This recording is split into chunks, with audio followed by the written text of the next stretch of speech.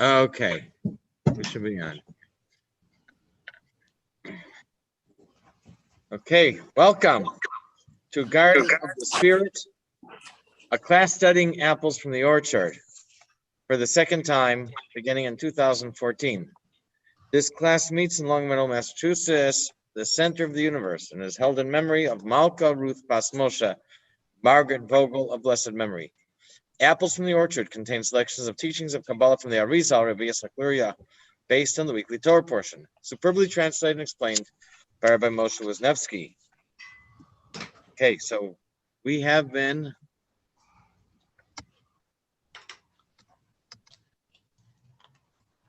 there we go.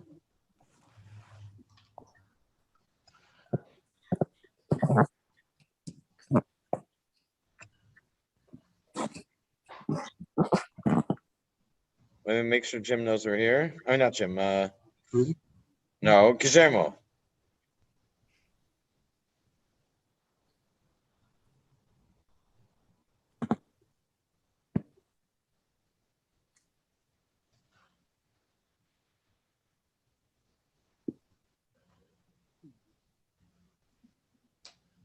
You can fall asleep.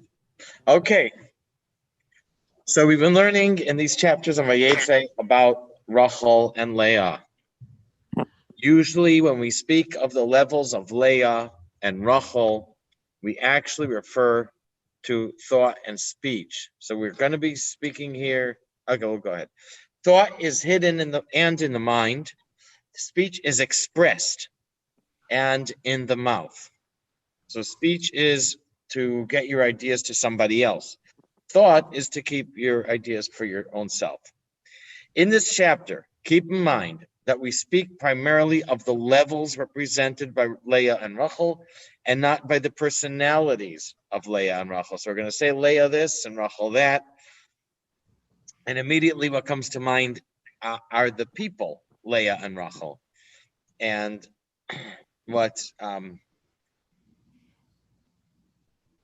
what we're going to, and it's important to keep in mind that we're primarily talking about the levels that they represent. Leah represents thought, and a lot of times we say thought, but also the level of Bina, which is intellect, and Rachel represents speech, but also the level of Malchus, the bottom of the emotions. 2, on the way to Haran and the house of his uncle Lavan, Yaakov stopped at Bethel. We all know his dream of a ladder and angels going up and down the ladder. Before he went to sleep, Yaakov placed stones around his head for protection. At this point in his life, he is ready to interact with Leah, because the level of Leah, Bina, is in the head. And that's why he placed the stones around his head. I'm not sure if we went through this. We all remember how old Yaakov was at the dream? We didn't go through it. Nope.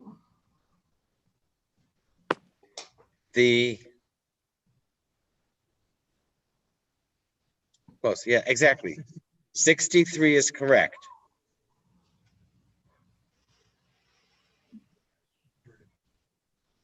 The Torah says that when Yaakov left, Esav saw that their parents wanted Yaakov to marry a relative. So, because they were of better character, he already married at the age of 40, he already married 2 local women.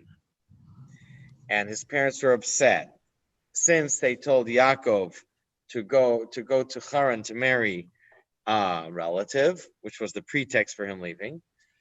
So Esav thought it would be good for him to do as well. On the one hand, he wanted to please his parents. We know that he excelled in honoring parents.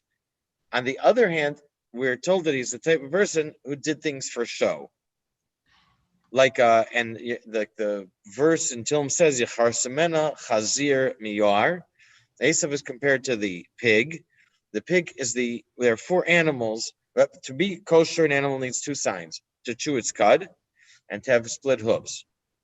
The Torah lists 4 animals and possibly a 5th that only have one of the kosher signs. 3 of them chew their cud, but their hooves are not split.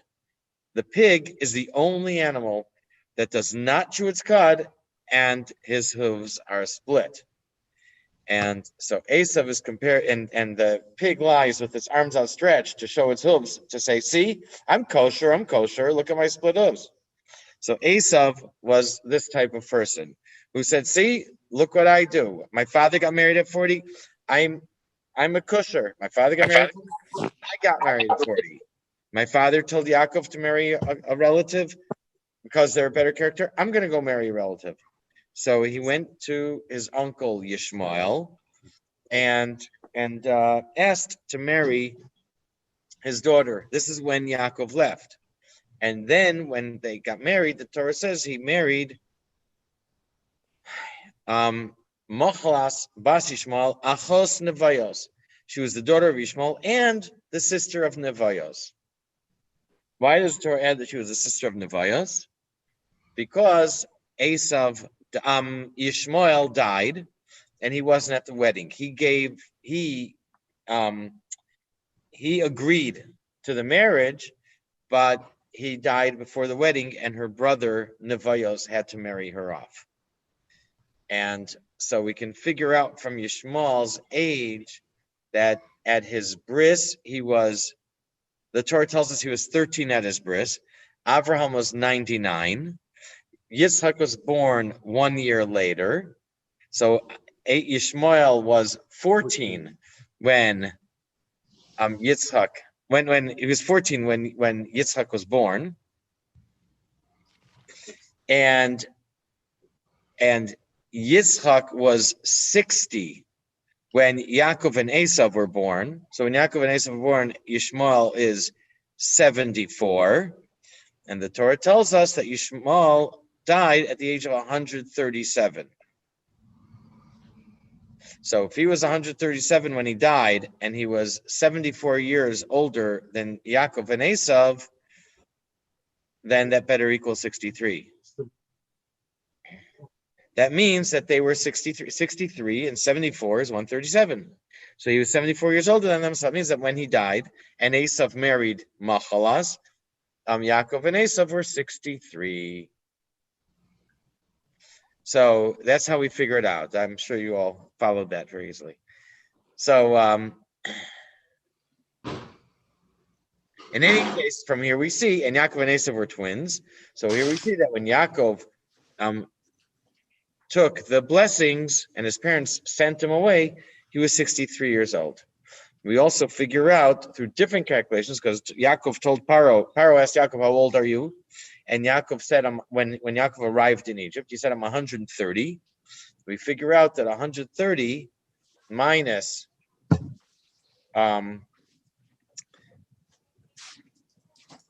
minus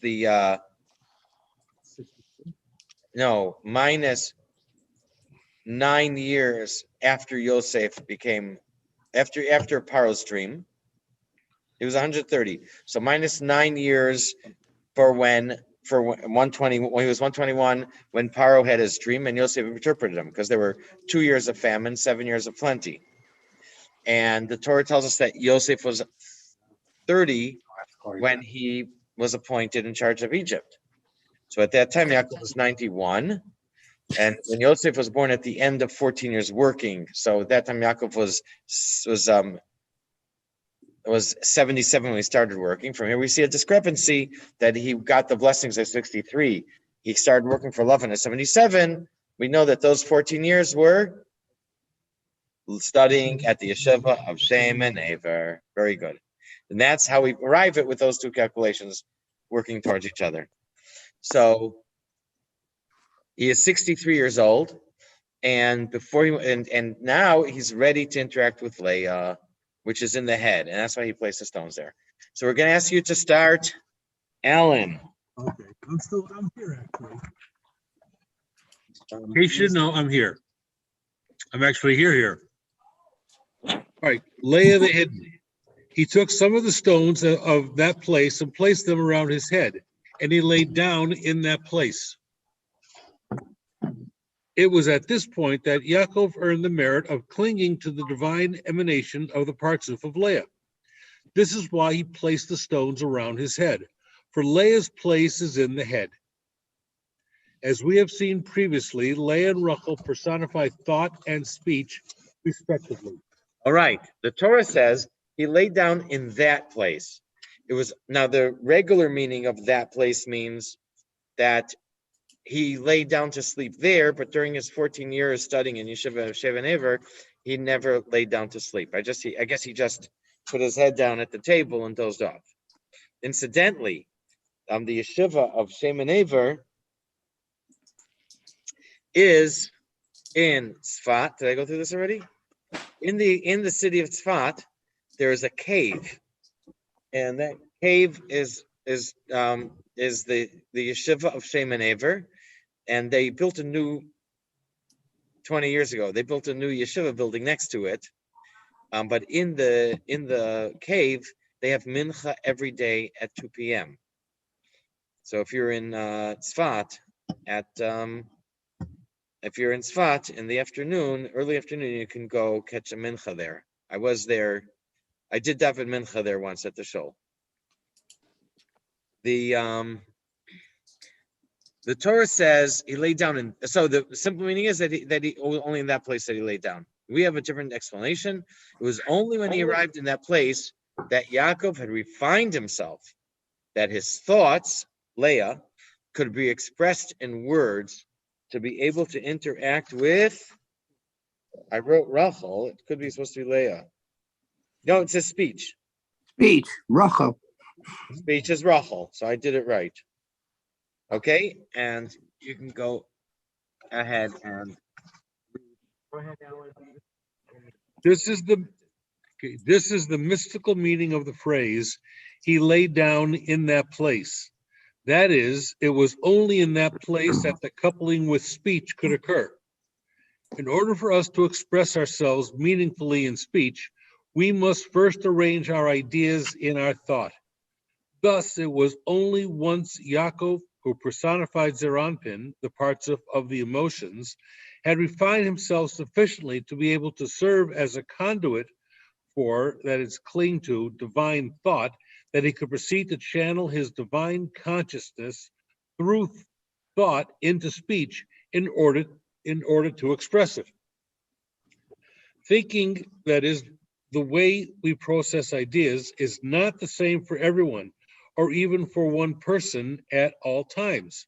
We can all recall instances of how we have reacted differently to the same situation under different circumstances or at different stages of mental or emotional maturity. It is therefore important to rectify thought, that is, to ensure that we process ideas and react to stimuli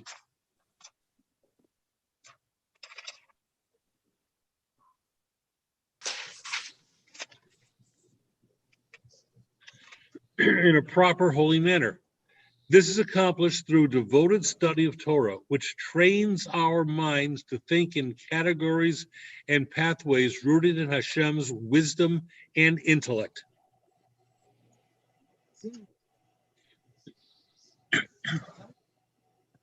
But it seems to say that our thought and speech is in alignment, are in alignment.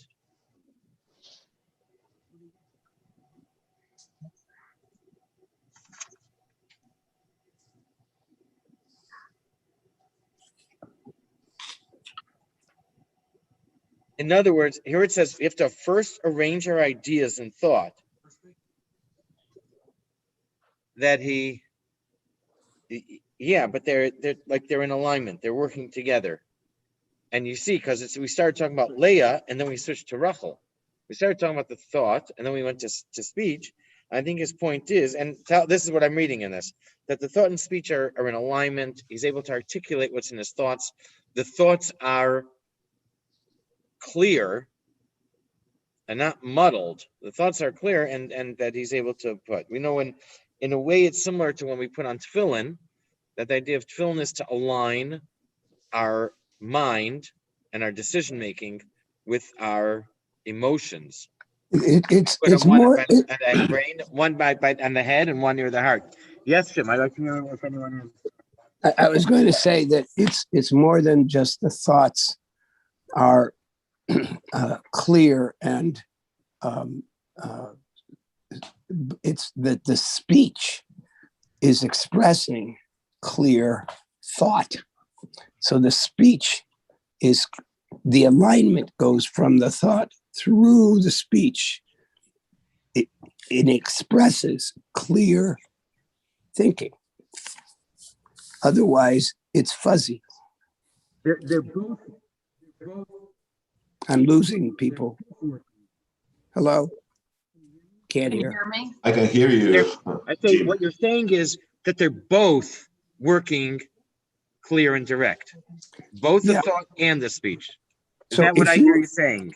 What I'm saying is that it is the speech which manifests it in the world, and the speech is expressing thought that's clear, but it's clearly articulated, which is how we know that the thought is clear. It's through the speech that we see this. Good, thanks. Anyone else? All right. So we have two things we just read. It says he put the stones around his head. That's an allusion to Leah. And he laid down in that place is an allusion to Rachel, is an allusion to speech. Okay. Number 4, both thought and speech contain letters and words, right? We think in speech also, at least at some level. Our thought is in speech, is in words. I'm sorry. Our thought is using words. And for people who switch languages, actually, Gershon, maybe you know, where they grow up thinking in the language they're accustomed to. And then when they move to a new place, and after, it might take a year or two, but they start thinking in the new language. Yes, Gershon, you're nodding? Okay. Hashem used the 22 letters of the alphabet. We're talking about speech, right? So, and we're talking about letters and words. So Hashem used the 22 letters of the alphabet to create the world. When Zerat Ma'anpin and Malchus interact, they cause the divine energy to flow to the world. We've had this a lot, many times. Here, we're going to add that it's through the 22 letters of the alphabet. At this point, the interaction is hidden like thought and the level of Leah. Okay, go ahead, Jim, the purpose. The purpose of that coupling is to manifest the 22 letters.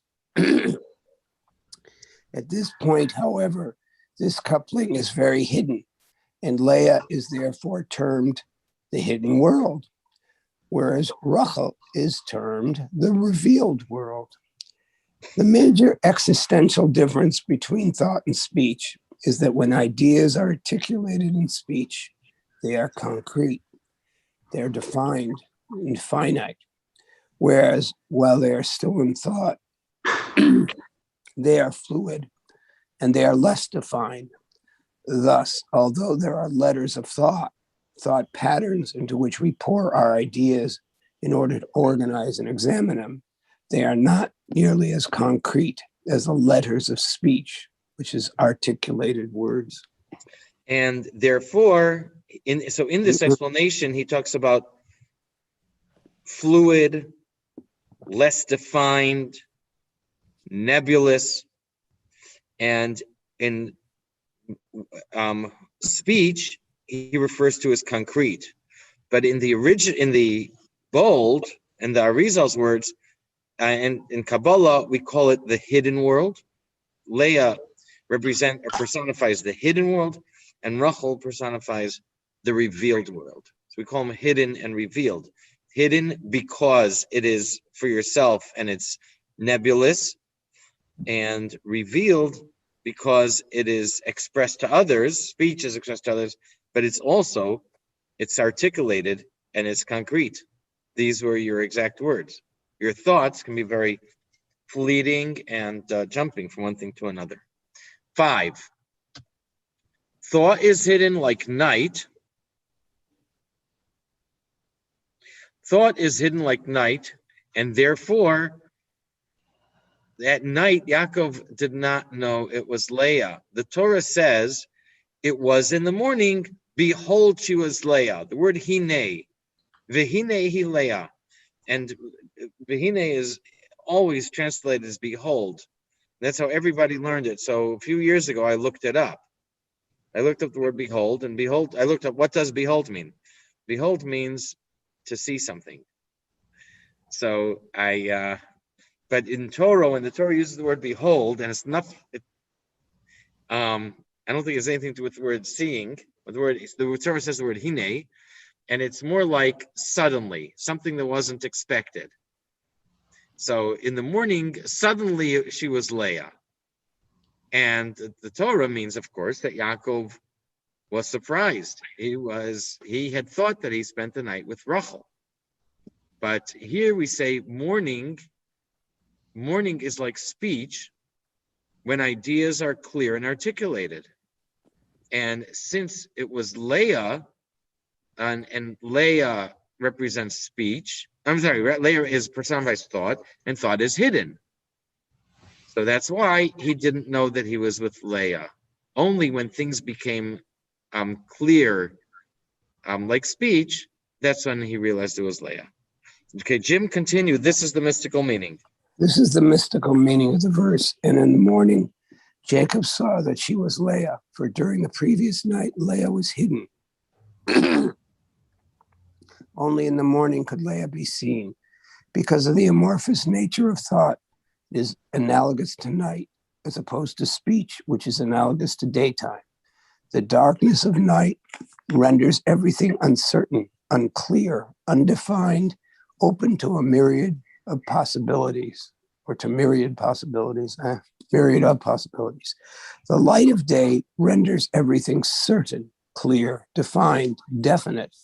We therefore see that often inchoate ideas in our thought become clear to us only when we express them, either through articulate speech or its derivative writing. Thus, when Jacob later married Leah, who personified thought, their first nocturnal union was shrouded in mystery. Jacob did not even know it was Leah he had married. This alludes to the fact that as long as our ideas remain unarticulated in thought, we don't really know what they are. Only when we make the leap from thought to speech do our thoughts become clear, even to us.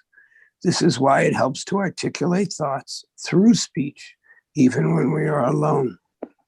Okay, thanks. So in Hasidus, when it mentions that this idea that we think we understand something, and then we articulate it, and we speak about it, and we understand it a lot better, or we understand new insights because we speak it.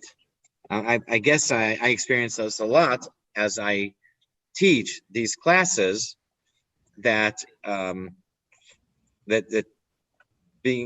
teaching it, being able to articulate it, expressing it, helps me understand it infinitely better. But in Chassidus it says this as a general rule, that after that, speaking it, explaining it, putting it into words, actually adds to our comprehension. Mm-hmm.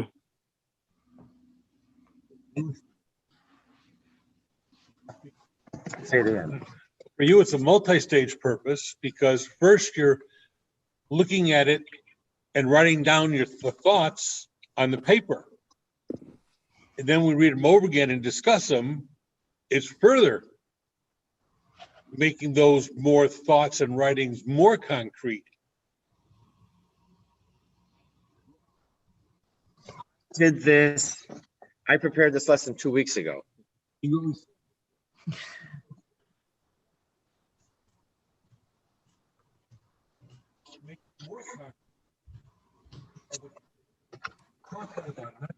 Doing it amongst yourself, or you're talking to others and explaining it and getting different feedback.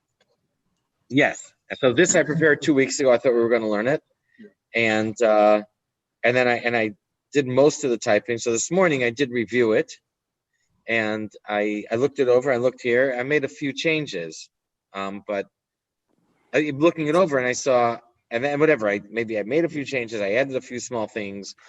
There were things I didn't remember putting in, learning, and I saw that I had put it in. But yeah, for me, it makes a big difference. If I was studying this on my own, I wouldn't have anywhere near this. This level of comprehension is correct. Okay. 6. Hold on. That's also why it's better for everyone the second time around, because the first time we learn things, but now we can know more, so we can better verbalize our thoughts and come out and make a better understanding of what we may not have been totally clear the first time. Absolutely. And if anyone has the patience and discipline to look it over before we learn it, let's say earlier in the day or the night before, and also to review it after we learn it, which I know for me would be very, very difficult. But if you're able to do that, then that would probably also help to get it. So, okay, 6. Thank you, Ellen. After his dream of the ladder, go ahead. No. 6. After his dream of the ladder, Yaakov named the place Beit-El. The name Kel, Aleph Lamed, is connected with daytime, as it says in the pasuk Chesed Kel Kol Hayom. It's in Tillim. This is chapter 52. And we've had this before. We've had it in other places, or I've seen it in other places. Chesed Kel Kol Hayom. The kindness of Aleph Lamed is all day. And what that does is it associates Hashem's name, Aleph Lamed, with kindness and with daytime. It doesn't say the kindness of Havaya is all day. It doesn't say the kindness of Elokim is all day. It's the kindness of Aleph Lamed. Speech is like, and the 13 attributes, Hashem, let me say, Kel, Rachum V'Chanon. Compassionate and merciful. And I'm sorry, and gracious. Speech is like day. We just said that in 4 or 5. Speech is like day, that it's something that's clear, defined, and shines light. Hashem's name, Kel, is also like day. Therefore, Hashem's name, Aleph Lamed, represents speech as well. Because both speech and Hashem's name, Aleph Lamed, represent, and Hashem's name, Aleph Lamed, and the daytime, both are equal to speech. Therefore, speech, no, I messed it up. Aleph Lamed represents day, and speech represents day. Therefore, speech equals Aleph Lamed. Okay. Yaakov named the place Beit-El because he reached the level where he could articulate his thoughts clearly in speech. His thoughts and his speech were in alignment, perfect alignment with each other, and the speech was clear, and it was a clear reflection of what was going on in his thought. Gershon, are you ready to read? 1178 at the bottom for this reason. For this reason, Jacob named this place Bethel, referring to the lower Malchus, Rachel, and alluding to the verse, the kindness of Hashem endures throughout the day. The morning after this incident, we're told that Jacob named the place Bethel, the house of Hashem. However, Luz was its name at first, which in Spanish is light, but who knows? Light? Yes. Turn on the light. L-I-G-H-T. L-U-Z. Anyhow, the divine name Kel, El of Bethel, refers to the power of speech by virtue of speech's association with daytime, as above. It is this same name Kel that is used in the verse, the kindness of Hashem, Kel, endures throughout the day. Thus, this name is also associated with daytime. By transitive equality, then, if A equals B and B equals C and then A equals C, Kel is associated with speech. Thus, by naming the place Bethel, Jacob was expressing the fact that it was here that he acquired the ability to master the art of holy speech, by virtue of having mastered the art of holy thought. Okay, thank you.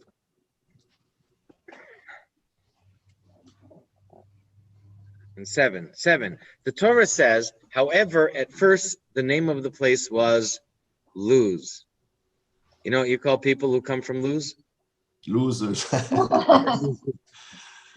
Luz is also the name of, I'm sorry, first of all, Luz is the hazelnut tree. And some say the almond tree. Okay, so Luz, you know, you have, every town has a chestnut and a maple, Chestnut Street, Maple Street, and so on. So or the Oak Street. So this was called Luz for the hazelnut, probably. But Luz is also the name of a hard bone at the base of the neck, which is indestructible. I'm going to go out on a limb here and say that the bone is shaped like a hazelnut or an almond. But any case, so it's the hard bone at the base of the neck, which is indestructible. It is from the Luz bone that Hashem will rebuild the body at Techiyas HaMesim. There is a story, I think, in the Talmud of an emperor, the king, who asked for proof that the dead will be revived, and they said it'll be from the Luz bone. Try to destroy it. Nothing they can do destroyed the bone. The hardness of the Luz bone and its placement in the body connect it with Bina, and with thought, the level of Leah. Yaakov named the place Beisel, while its name used to be Luz. Before a person can master his speech, he must first master his thoughts, the level of Bina. The place at first was called Luz, meaning connecting it with thoughts, and only then was it Beisel, and we said Aleph Lamed is associated with day and clearness that represents speech. Abigail, would you like to continue? Okay. In contrast, Bina, from whose backside issue stern judgments, as alluded to by the especially hard Luz bone, is alluded to, did I read this right? Is alluded to by the fact that it is not written Luz was the name of the place at first, but for the first, referring to Jacob's first wife, Leah. Luz was its name for the first. The Torah uses a lamed, larishona, when really it should say, it would be more correct to say barishona, at first. Okay, go ahead.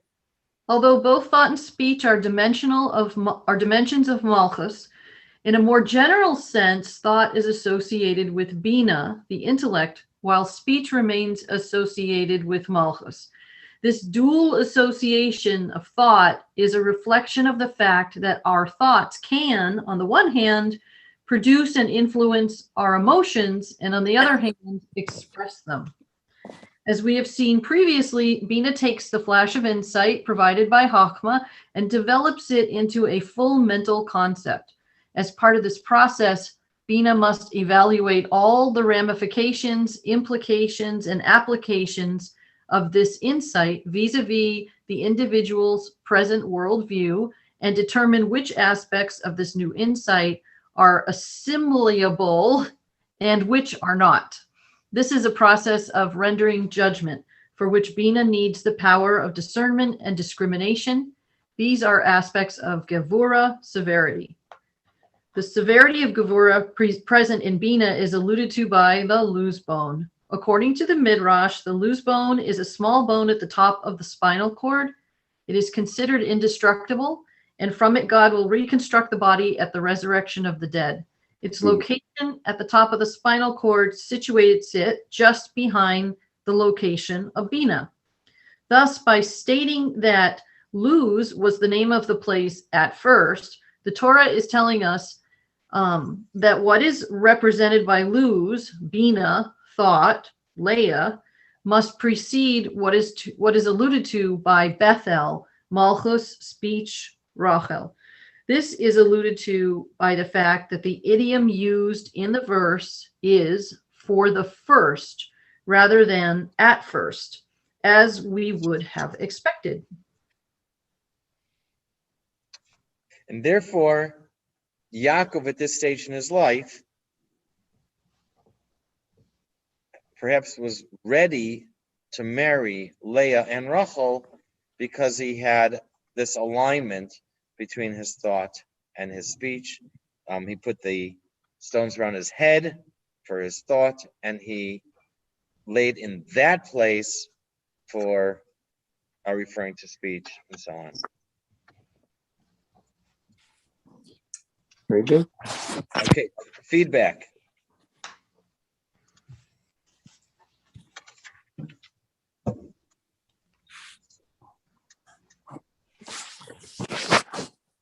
Anything on your minds?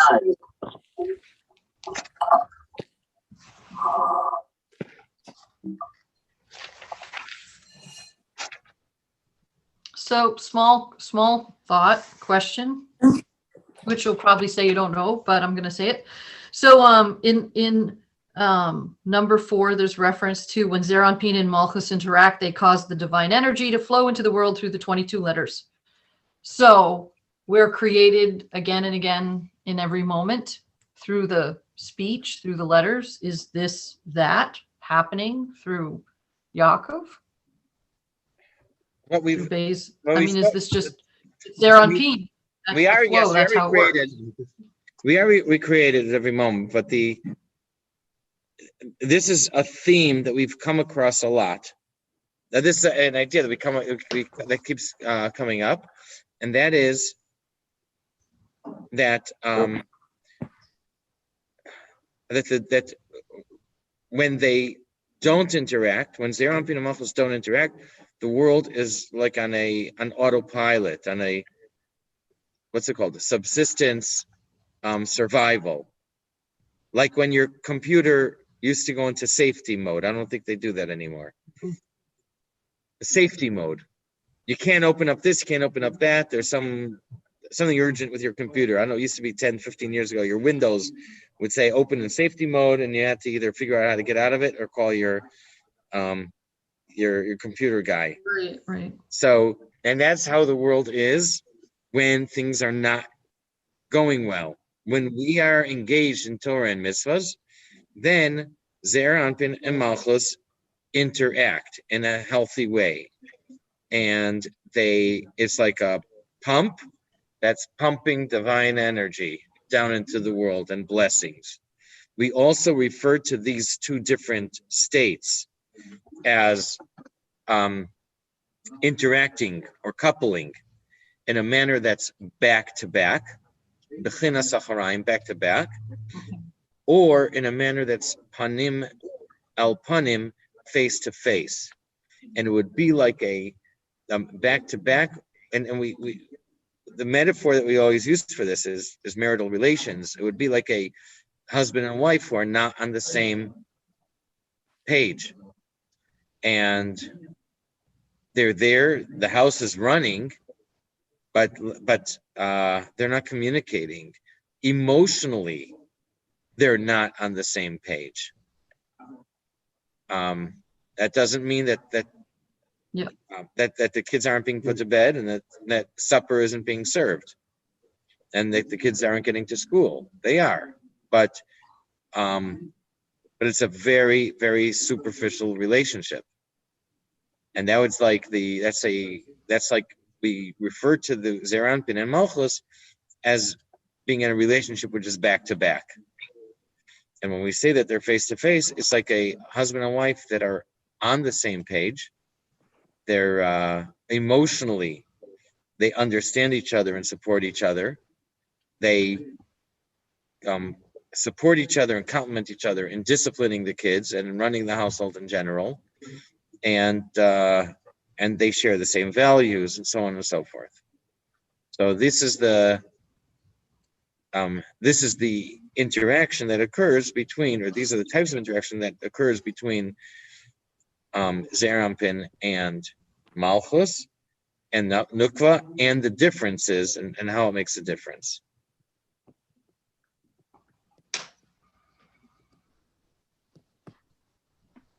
I should get the reference. I love listening to teaching from Dov Ber Pinson. Do you know Rabbi Pinson? I studied one of his books with someone last year. He's got a lot on YouTube, and one of the videos, and I'll find it and send an email, talked all about Yaakov and Leah and Rochel and where they meet, and he talked about running and returning, so up and down, and just to hear it again in another context of another lesson really helped to solidify what we were doing here. All right, good. So, I don't know him personally. My younger brother knows him.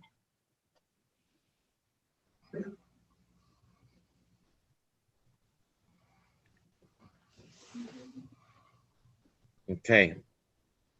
So we see there's once again, we find so much meaning and multiple layers of meaning within the words here. Everyone focuses on the angels going up and down the ladder. And many people do talk about putting the stones around the head, but the significance of referring to it Beisel, and the original name was Luz, I'm not sure how much we find on that. Well, the other thing that's interesting is that through the Luz bone, it basically reveals that the original plan was indeed the original plan, right? Because why else would there be a Luz bone if we're not going to be rebuilt, right? Because originally we were to be immortal. So there's your proof right there. That's excellent. I love it. That's why at Havdalah, when we finish Havdalah, we put out the candle in the wine in the cup, and then we dip our fingers in the wine, and we apply the wine to our eyebrows. Yeah. But some people also put a touch of wine on the back of their neck at the Luz bone. So to sustain the Luz bone, to nourish it from the Havdalah with which we said goodbye to Shabbos. Some of us also take those two fingers and put them in our pockets, right? Yeah, some people have a custom. My Havdalah is anemic. Is what? Unique. Is anemic. I don't do any of that. I need to study up. Okay. All good. Hey, Okay, Thank you. great. Thank you Thank to you. all. thank you. Thank you so much. Thank Good you. night. Jim, hope you feel better. Thank you. Bye-bye. Bye. Yeah, recover your voice. Thanks. We don't see the moon, correct? We don't see what is this eclipse?